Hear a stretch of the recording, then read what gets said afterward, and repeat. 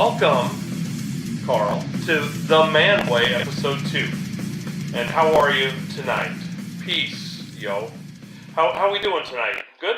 Hey, I stayed vertical. I got out of bed. Okay. And I slept okay, so that's taking my day from now till last night. So I think that sounds like a pretty good deal right there. I am also doing well, but even though I'm a grammar Nazi, sometimes I forget if I'm doing well or if I'm doing good. What do you think? I think I'm doing well. I'm doing well tonight. Speaking of well, we've got some drinks here. Yes. What do you have is Sugar Shack. Now, what's the brewery on that one?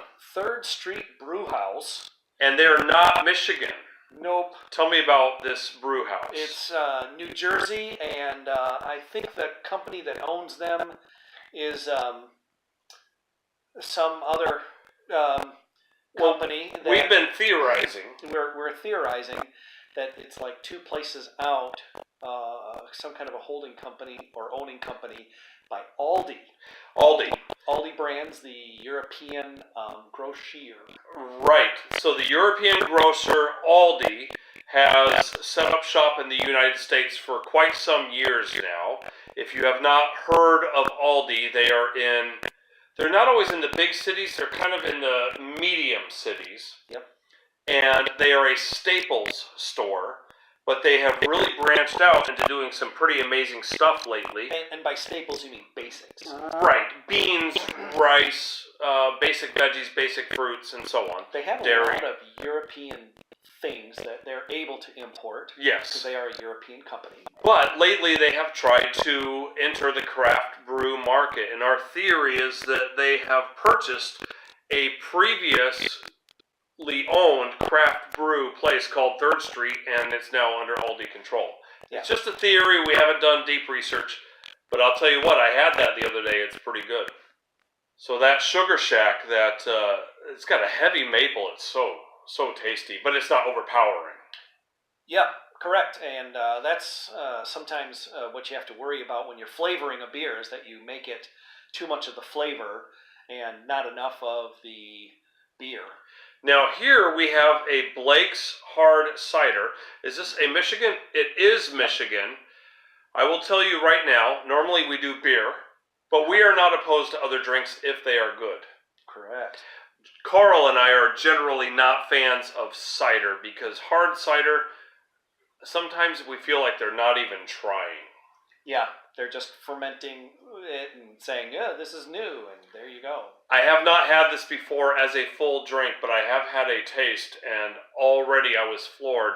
So let's get our glasses here. This show unofficially sponsored by Darth Vader and C-3PO.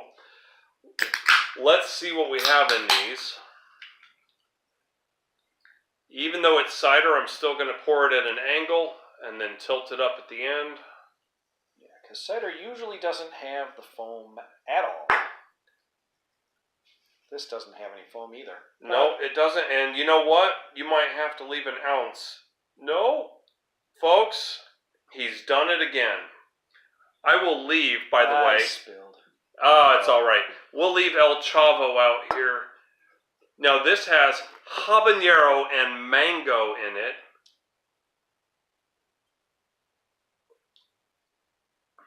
Oh, literally a bite. You get the apple, the habanero, the mango. It's literally spicy. Yeah. It'll wake you up. You know what I want to do? What? Christmas morning. Yeah. I want to put this on the stovetop. Yeah. And warm this baby up. Oh, yeah. We got to get some for the holidays. Yes. We're going to get some El Chavo. We're going to have some Christmas warm cider. Ooh, it's going to be tasty. How's that maple treating you? Oh, yeah. It's good as always, as the other ones that I've had. Wow. Now, Aldi has not had a good beer every single time. No. They've had a few. They're drinkable, but they're not like, whoa, dude, I got to go get more of this. Right. Exactly. Always, though, the price is pretty reasonable. And that's what Aldi kind of banks on. About $1 a drink? No, a little more for this. Maybe $1.25? $1.50? I think these are like $7 for a 4-pack, so Oh, it's okay. almost $2 per. Okay, but generally, like their IPA, the one with the guy holding the wolves, what was that thing? That was about $1.10 a drink or so. Yeah, $1.10 a bottle, and it was not something that I don't want to buy it again. Yeah, but it was okay. It was okay, but drinkable. If somebody gave me one at a party, I'd say, oh, okay. Oh, sure. Yeah. But we are in search of the extraordinary, aren't we? Absolutely. Yeah. All right. So, one more sip before we get this show started. That spice is just amazing. I really can't get over that. Okay. And a little bit of the Caribbean flavor with the mango. Oh, so good. Yeah, they did the mix just right on that. Really they did. C-3PO is proud tonight. And Darth Vader, he's happy too. So, I recently challenged Carl to watch a unique kind of movie. Uh-huh. And you all are familiar with Clint Eastwood. Don't you love the Man with No Name trilogy? Oh, absolutely. That is some classic spaghetti westerns where the Italians had taken a hold of the American Western trend and decided to make their own westerns, but they hired Americans to help make them. Yeah, in some places. But then again, in, let's say, They Call Me Trinity, those were Italian actors. True. And they were dubbed. You couldn't tell, though. They did it very well. Yeah. In fact, just veering off from Clint Eastwood for a moment, Once Upon a Time in the West is probably, in my mind, the greatest Italian or the spaghetti western of my day. Yeah. Once Upon a Time in the West, filmmaking, story, suspense, twists, and soundtrack. Oh, incredible. Yep. But back to Clint Eastwood. Mm-hmm. Carl and I recently watched separately a Clint Eastwood production. Now, generally, he's a pretty good movie maker. Mm-hmm. Although I did find Midnight in the Garden of Good and Evil a little dull. Do you remember that one? He can't have a hit every time, I guess. He can't have a hit every time. But he knows where to hit all the points, generally. Yeah. And so I watched the 1517 to Paris, and I had Carl watch it too. It is the story, a true story, of 3 Americans, 2 of them soldiers on leave, along with their friend, who was not a soldier. They were on a backpacking tour of Europe. They were on a train.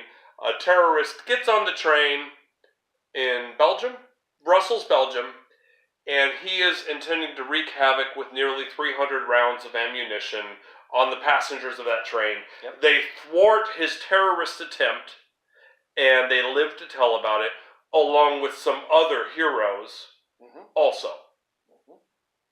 In fact, no lives were lost that day, which is incredible. Yeah. No lives were lost. Only one person was shot. These guys were real heroes, and they did an amazing job. Even though their lives could be considered as screw-ups, they made a lot of mistakes in their lives. Yeah.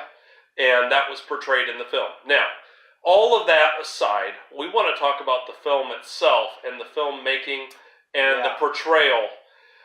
The unique thing about this movie was what? How did they make this movie different than others? The actual heroes were the actors in the film. Okay. Can we even call them actors? Yeah, you know that they were trying hard to act. They were. Prior to watching this film, I logged on to IMDb, the Internet Movie Database, where you as a user can even log in and make edits if you want.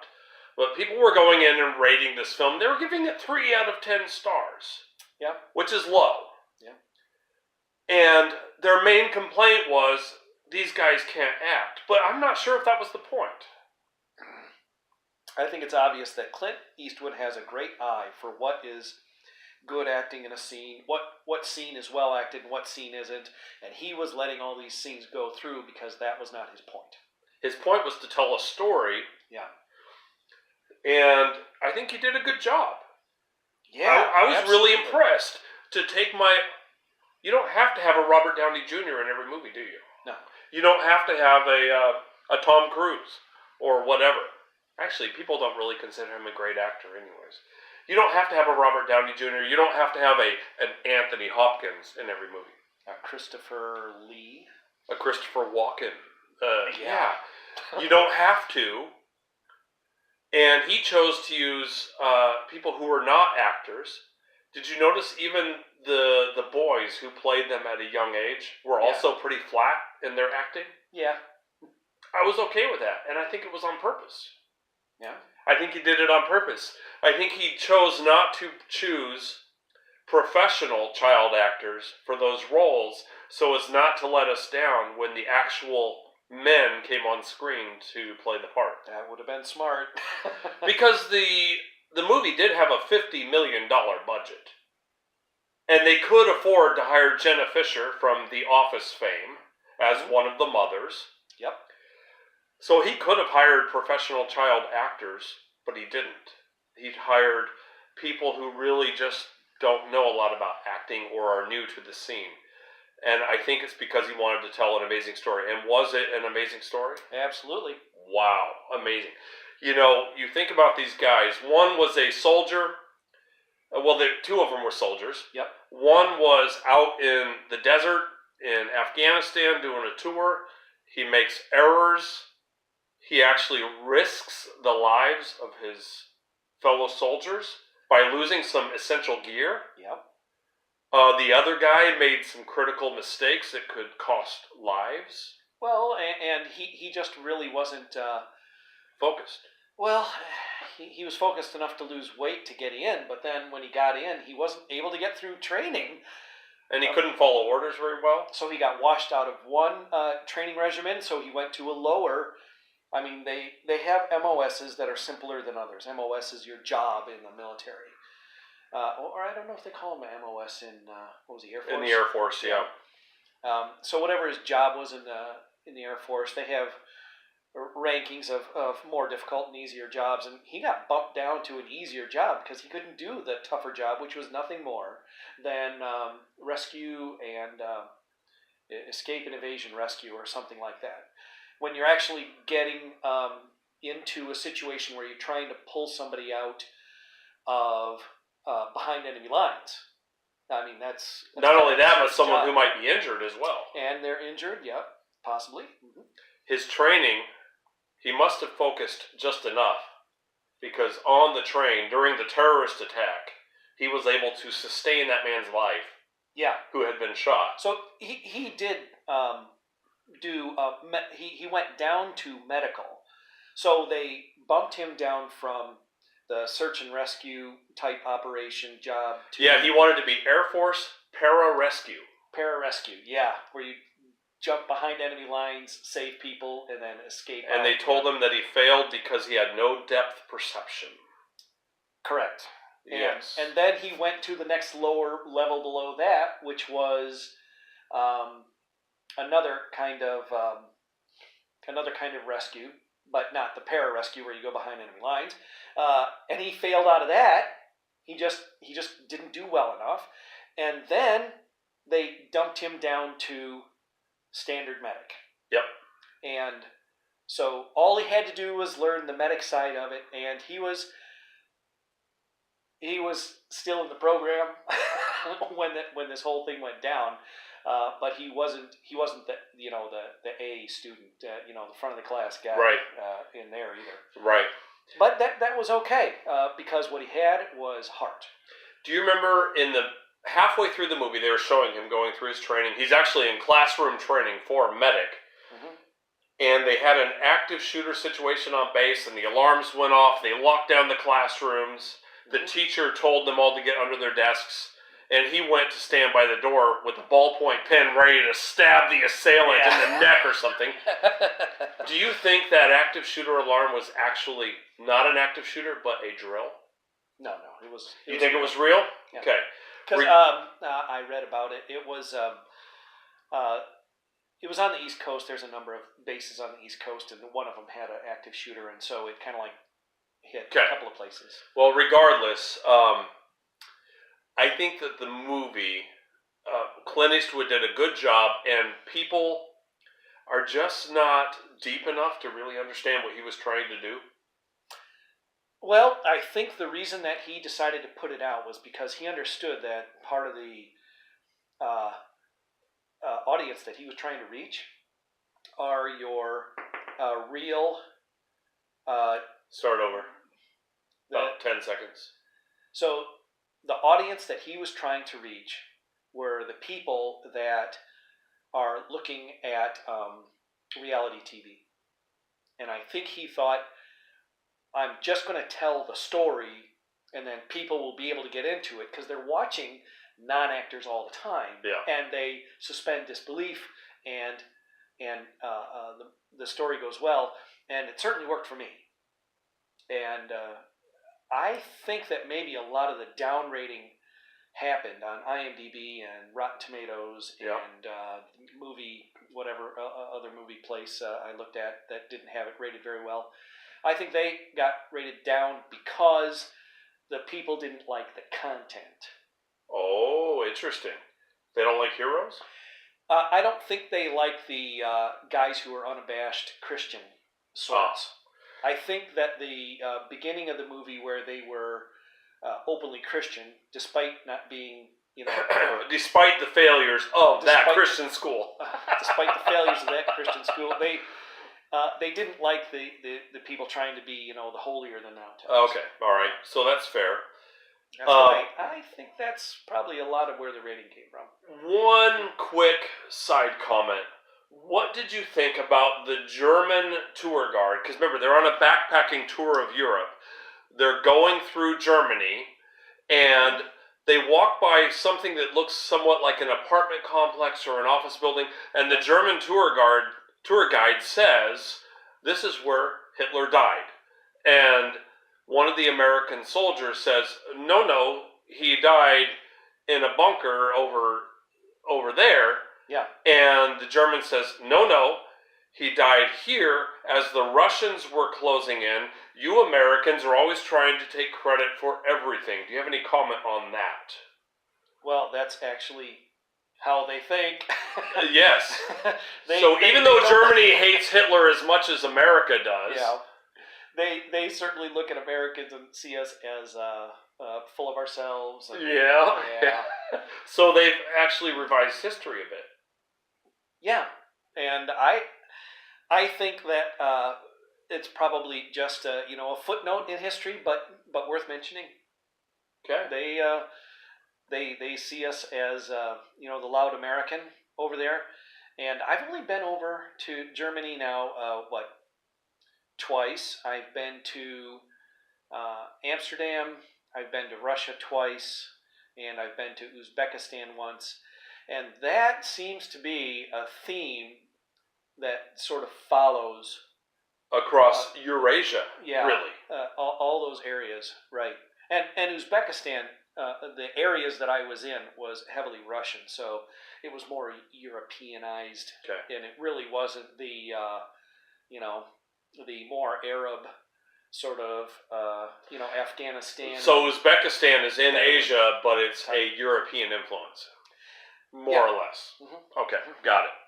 Well, Carl, would you recommend this movie to watch to our audience? Absolutely. I would definitely say definitely watch it because you just have to remember that when you go into it, they're not professional actors. Yep. That the beginning of the movie, when they show their upbringing in Christian school and trying to be Christians, is sort of a little bit ham-fisted. But other than that, if you understand the story, especially once they get to Europe, that's when things really start flowing. The picture is painted of a European traveler that is having a good time, and then realizes I'm a terrorist is going to kill me, and so I need to do something. What do I do? Right. And these guys acted out the action. And I need to correct something I said earlier real quick. It was not a $50 million budget. It was a $35 million budget. It brought in somewhere over $50 million in profit. So it's actually made a little bit of money. Oh, okay. So that's good. Well, Clint Eastwood can make more movies. Yeah. And I hope he makes more like this. Yes. And I think he could, massage some of the things that he did, Yeah. and definitely get even a better film with actors that aren't professional, and tell a real story. There you Because go. it was refreshing. Yes. And it was fun. It was. Thank you for joining us on the Manway episode 2. Goodbye from Adam. Goodbye from Carl. El Chavo, pick it up if you're in Michigan or you can find it. Pick up some 3rd Street Brewery. Sugar Shack, anywhere where Aldi is. Yes. And cheers.